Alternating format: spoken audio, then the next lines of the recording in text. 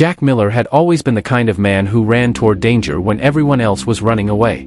It was what made him a good firefighter, but more than that, it was what made Emily Carter fall in love with him. She liked to tease him that he smelled permanently of smoke and ash, and he would tease her back that she smelled of chalk dust and books from the classroom where she taught.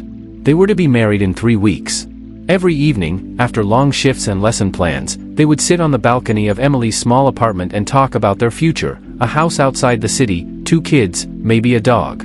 One night, Emily slipped a silver ring onto a chain and hung it around Jack's neck. "If you're ever in danger," she whispered, "promise me you'll come back to me." Jack smiled, kissed her hand, and said the words that would haunt her later. Always. The fire broke out on a Wednesday night. Jack had just left the station when he heard the call on the radio. A high-rise on the east side, Emily's building. Without his gear, without backup, he drove like a madman through red lights until he saw the tower glowing like a torch against the night sky. He shoved past the barricades, ignoring the shouts of his fellow firefighters, and plunged into the stairwell. The air was thick with smoke, clawing at his lungs, but he kept climbing. 12 floors.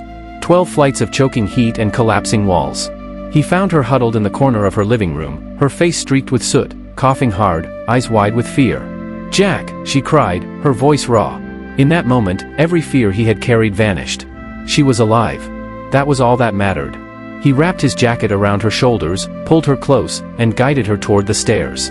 But fate was cruel. Just as they reached the landing, a burning beam gave way above them. With a thunderous crack, it crashed down, blocking the path.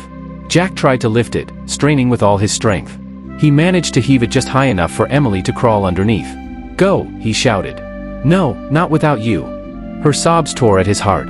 He forced a smile, even as his arms shook under the weight. "Emily, go. Live for both of us."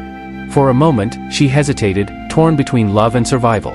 Then, with tears streaming down her face, she slipped beneath the burning wreckage. Jack watched her go, his chest aching, not from the smoke but from the knowledge that he would never walk beside her again. The last thing he heard was her voice screaming his name as the building gave way. Years passed. Emily never remarried.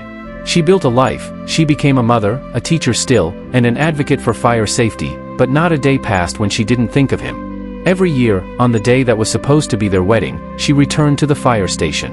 She placed a single white rose beneath the plaque that bore his name, her silver chain still resting against her heart. And though she never spoke of it to anyone, those who saw her swore she whispered the same words each time, a vow carried on the wind. He kept his promise.